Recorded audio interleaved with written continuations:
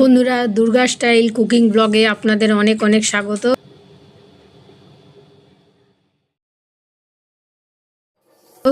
আজকে চলে এসেছি একটা মুগের ডালের রেসিপি নিয়ে। মাছের মাথা দিয়ে মুগের ডাল বানাবো। তার জন্য মুগের ডালটা আমি একটু ভেজে নিচ্ছি হালকা করে, বেশি ভাজবো না, হালকা করেই ভাজবো।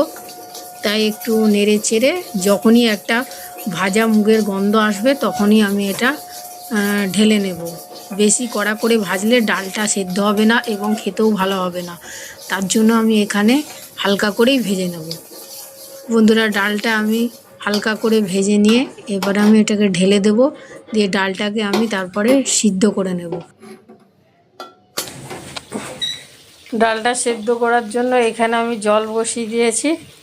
জলটা গরম হয়ে গেলে তারপরে আমি ডালটাকে দিয়ে দেবো। এবার ডালটা আমি যেটা ভেজে রেখেছিলাম সেটা আমি ভালো করে ধুয়ে নিয়েছি। এবারে আমি এদিকে কড়াইয়ে মাছটা ভেজে নিচ্ছি, যেহেতু মাছটা তো ভেজে রাখতে হবে, ওই জন্য মাছটা ভেজে নিচ্ছি। তার জন্য কড়াইয়ে আমি তেল দিয়ে দিয়েছি। কড়াইয়ে তেলটা গরম হলে মাছটা আমি ভালো করে ভেজে নেব।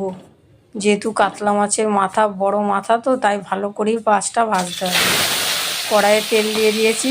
এবারে তেলটা গরম হয়ে যেতেই মাথাটা আমি দিয়ে দিলাম। মাথাটা এপিট ওপিট ভালো করে ভেজে নেব, নাহলে ডালের মধ্যে দিলে ডালের মধ্যে একটা আঁশটে গন্ধ ছাড়বে। তাই জন্য মাছের মাথাটা ভালো করে কড়া করেই ভাজতে হবে। কড়া করে না ভেজে আপনারাও ডালে দেবেন না, তাহলে ডালটা খেতে ভালো লাগবে না। এবার একদিকটা হয়ে গেলে কড়া করে ভাজা, আর একদিকটা ভাজার জন্য উল্টে দেবো। দেখুন হয়ে গেছে, একদিকটা ভালো, দেখুন লাল হয়েছে, লাল হয়ে গেছে। এরকমই কড়া করেই ভাজবেন আপনারা। তারপরে পিঠটাও আমি ভালো করে ভেজে নেব। এরপরে এদিকেও ডালটা আমি সেদ্ধ বসানোর জন্য জলটা গরম হয়ে গেছে। গরম হয়ে যেতে আমি এবারে ডালটা আমি দিয়ে দেবো। এই যে ডালটা আমি ধুয়ে নিয়েছি, দিয়ে ডালটা আমি জলের মধ্যে দিয়ে দিলাম। ডালটা সিদ্ধ হতে, মুগের ডাল তো বেশিক্ষণ সিদ্ধ হতে সময় লাগবে না। ডালটা সেদ্ধ হয়ে গেলেই তারপরে আমি কিছু ফোড়ন দিয়ে আমি ডালটা বসিয়ে দেবো।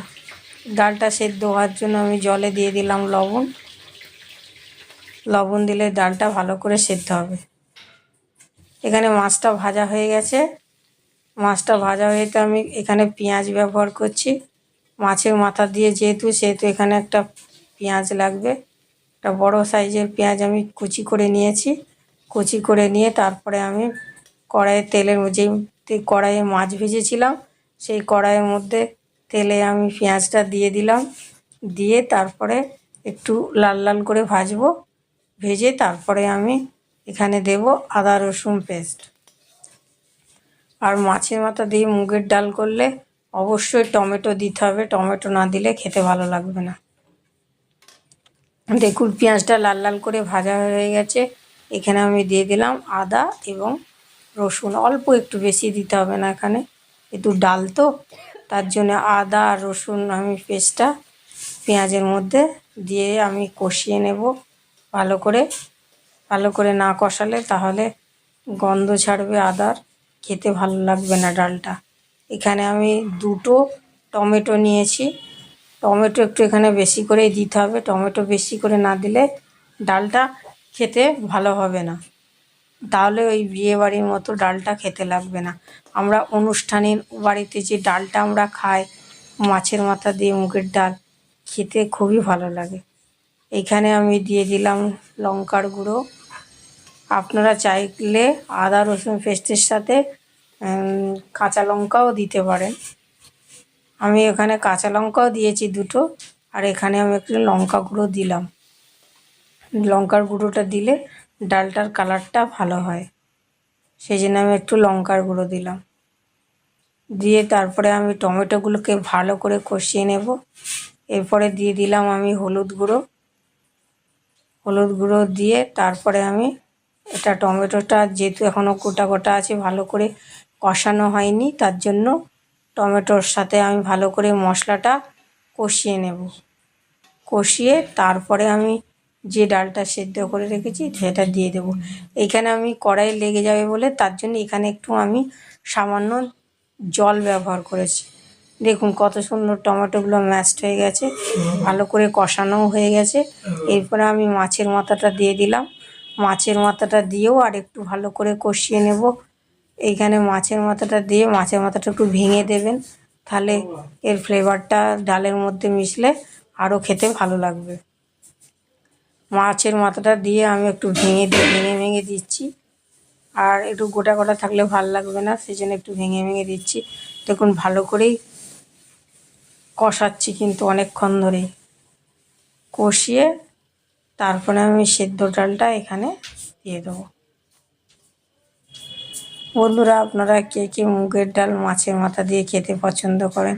এই লাউ দিয়ে ডাল, উচ্ছে দিয়ে ডাল, মাছের মাথা দিয়ে মুগের ডাল, অনেকেই অনেক রকম রান্না করে আর সেগুলো খেতেও ভালো লাগে। এমনি শুধু ফোড়ন দিয়ে মুগের ডাল করলে খেতে ভালো লাগে না, কিন্তু অনেক কিছু দিয়ে, লাউ দিয়ে, উচ্ছে দিয়ে, এসব দিয়ে মুগের ডাল, মাছের মাথা দিয়ে মুগের ডাল করলে খেতে ভালো লাগে। নাহলে এমনি মুসুরির ডাল যেমন এমনি সেদ্ধ করলেও খেতে ভালো লাগে, কিন্তু মুগের ডাল ওরকম খেতে ভালো লাগে না। তার জন্য একটু ভালো করে রান্না করলে খেতে ভালো লাগে।